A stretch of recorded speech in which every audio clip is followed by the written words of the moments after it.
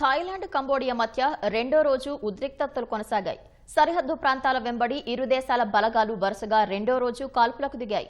ఘర్షణలు 12 ప్రాంతాలకు విస్తరించినట్లు థాయిలాండ్ తాత్కాలిక ప్రధాని వెల్లడించారు.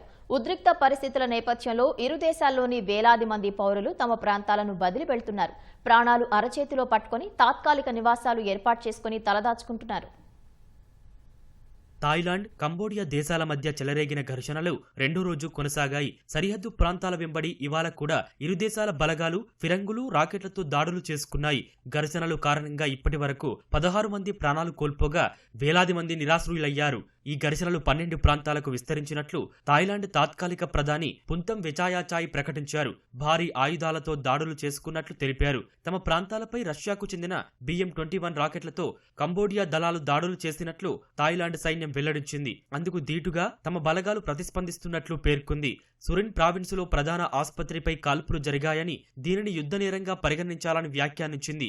సిసాకెట్ ప్రావిన్సులో జరిగిన దాడిలో ఓ గ్యాస్ స్టేషన్ పూర్తిగా ధ్వంసమైందని థాయిలాండ్ సైన్యం వెల్లడించింది. ఇప్పటి వరకు సైనికులతో సహా మొత్తం 16 మంది మరణించగా 45 మందికి పైగా గాయపడినట్లు థాయిలాండ్ సైన్యం ధృవీకరించింది. అటు తమకు జరిగిన ఆస్తి, ప్రాణ నష్టంపై ఎలాంటి ప్రకటన చేయని కంబోడియా 4 పౌరులు మాత్రం గాయపడినట్లు ప్రకటించింది.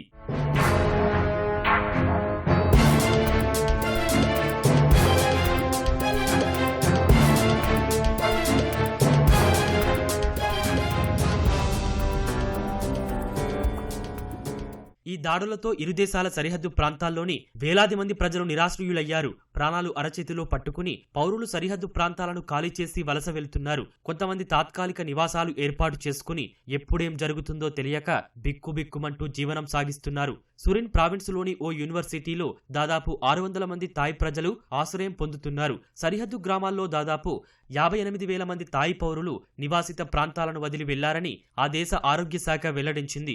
అటు కంబోడియా సరిహద్దు ప్రాంతాల ప్రజలు కూడా భయంతో వేరే ప్రాంతాలకు తరలిపోతున్నారు. దాదాపు 4,000 మంది పౌరులు వలస వెళ్లినట్లు కంబోడియా ప్రభుత్వం వెల్లడించింది. ఒడ్డార్ మీన్చే ప్రావిన్సులోని ప్రజలను తాత్కాలిక ఆవాసాల్లోకి తరలించినట్లు తెలిపింది.